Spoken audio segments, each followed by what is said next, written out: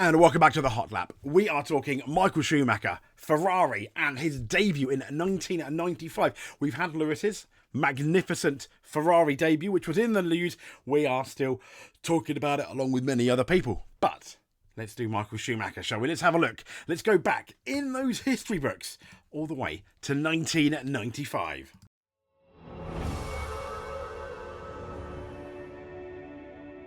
So what is it when everyone sees Wayne's World? Is it... Yeah, there we go. I just embarrassed myself. But anyway, Michael Schumacher, 1995. If you remember, he came into the Autosport article. Autosport, 70 years. This is one of their 70 years celebrations of a story for this piece from the 30th of November, 1995. Issue of Autosport magazine shows the team impressed him quite a lot. So the man whose shoulders rest the hopes, the article said, and dreams of what was an entire nation had a smile on his face at the end of last week. If you remember, he was a double world champion, winning 94 and 95. 94, a bit controversial. 95, not so much. In fact, I think he equaled Nigel Mansell's streak of, not in a row though, of 9 victories in a season. Bearing in mind, this is a season that just had 16 races. So double world champion Michael Schumacher left the Estoril circuit in Portugal, the scene of his first real test. Not the first test, but his first real test. Before Ferrari, enormously encouraged by what he'd found. Now, ultimately, he had not been as quick as Jacques Villeneuve's Williams Renault, because Jacques Villeneuve was going into Williams at the time from 95 to 96, but Schumacher seemed very happy with the progress. But if everything ended in sweetness and light, it was guarded optimism, the article says, for that 1996 season. It had not, though, started that way. Now, after a few laps in the car last Tuesday, Schumacher was beginning to wonder what he'd done in leaving Benetton. He said, I thought, whoops, sharp exhalation, accompanied by a lopsided grin. I have a lot of work in front of me. And by the end of the day, he was much more consistent, already pleasantly surprised by the steps taken to adapt the car to his, big word, idiosyncratic preferences on setup. Go me.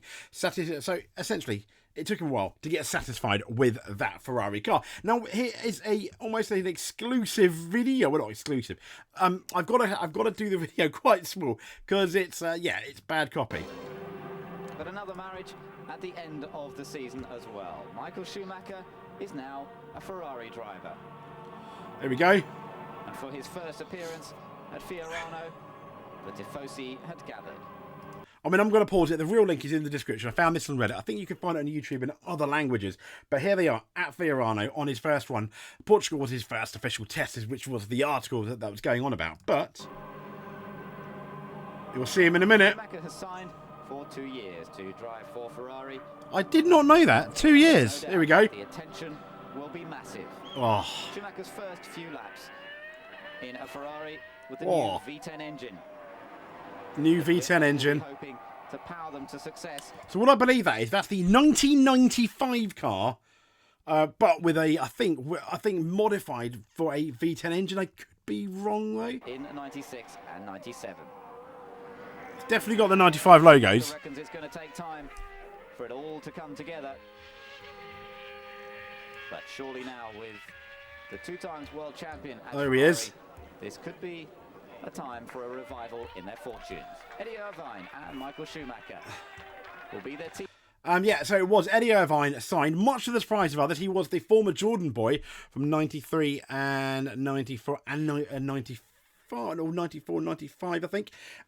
And he ended up signing. I think it was surprising a lot of people, but a lot of people believed it was very much a number 2. Teammates together with Jean Todt trying to keep control of it all. Jean Todt, I think he'd come in from Peugeot. I think from Peugeot, doing their Le Mans thing. He'd come in, I think, in 1993 at Ferrari, and he, let's be fair, between him, Schumacher, and eventually Ross Brawn and Rory Byrne coming together, and we had that dominant Ferrari era from 2000 to 2004. Who could forget that? But here's Schumacher. Here's Schumacher now. Here we go. Michael is going to do some testing in Estoril from the 21st to the 24th of November next week, and today it was planned for him to meet the car and to see how look at Eddie inside. And that he likes to work on details, and it took more time. I hope Schumacher will be better than Alesi at Ferrari, but we'll have to wait and see. To be honest, it's going to be a difficult target. It is. But I believe if Ferrari and Eddie, myself together can do what we are looking for, Yeah. I think I can't think of a word to compare this, but I know Ferrari is waiting for 16 years. I believe Eddie and myself, we're a good combination, and I believe we have a very good opportunity to fulfill the dream for us and Ferrari. Today Maranello is the capital of Italy. After Alesi, There we Berger, go. Mansell, Prost, now we have Schumacher. I mean, when you think about it, it very much was very similar, I think, to Lewis Hamilton in terms of the press was there. This was, if you remember, this was before the days of the internet. Now, some may argue a 7-time world champion going to Ferrari is bigger. Yeah, I give you that. The but for that is the fact that Schumacher was... There's an argument that Lewis may not be in the prime of his life, but Michael Schumacher certainly was when he went there off the back of a very successful 95 dominant world champion into the Ferrari. And had that been today, I think there would have been the equal amount of media excitement. Mansell, Prost, Michael Schumacher, Les Magies, c'est magique. I mean, Magic. Questions which you're going to discuss with the engineer, and that's the point. As shorter you make the interviews, as quicker I can get back to my engineer and speak to him. Okay. And the V10, you think a special thing with this? The first impression is that the basic is all right. And yeah, the V10, if you remember, I just said 1995, I think, was the last of, I think it was a V12 in 1995, but they definitely were V10s in 1996, which is why they're talking about it. And I guess in 95, he was driving a Renault V10 engine. Incidentally, he won in 94 with a Ford V8 engine. There may have been some help with a certain traction control, but that's not been confirmed, or if I'm honest, not going to be confirmed or denied by Benetton, but there we go. Then at least the normal consistent development and reliability, which you have to look after, which I'm sure is going to come. So the Tifosi, their new man, Michael Schumacher. And if Just he like wins Lewis, Ferrari, look, just like Lewis. he will be well loved in Italy.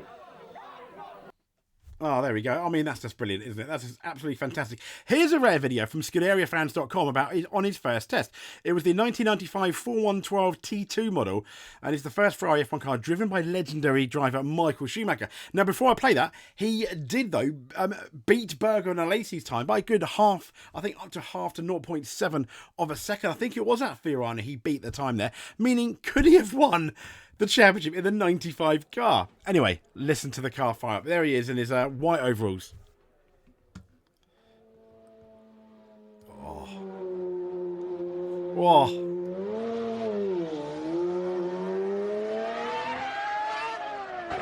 That does sound like a V12, doesn't it? Oh. Amazing footage. I mean, check that out. Michael Schumacher. There we go. It's playing again now.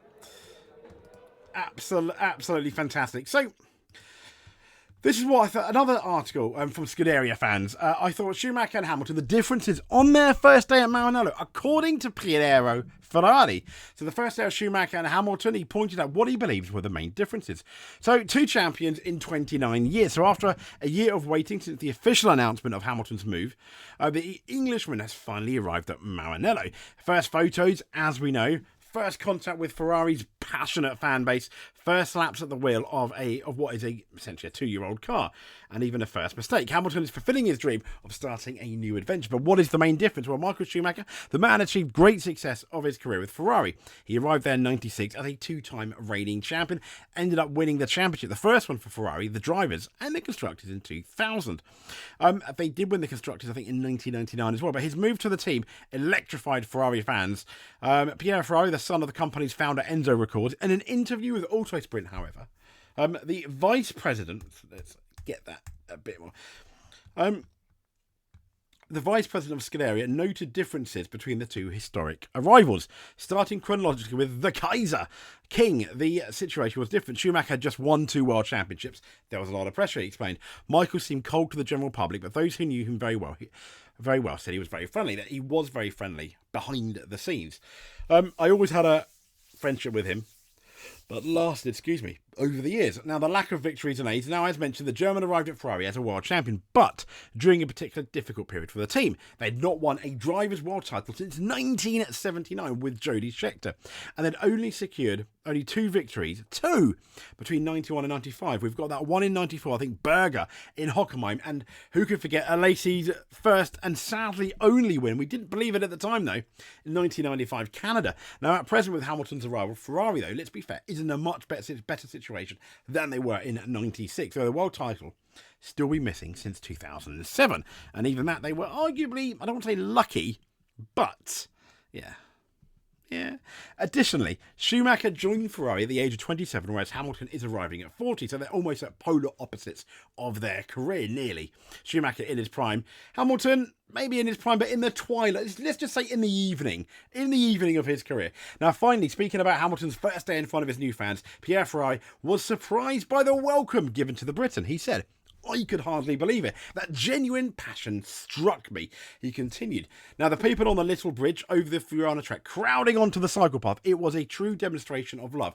Beautiful. He had seen the fans waiting for him through the car windows, and he was happy, surprised from the way he presented himself. I don't recall any other driver being so elegant on their first day at Ferrari. A flawless suit, a tie.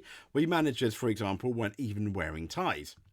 So there we go. I mean, that's pretty much it. I thought it was quite interesting. In relation to Michael Schumacher's, I do feel though, social media being what it is, I still think it would be still a massive debut for Schumacher had he done that, obviously, in 2025.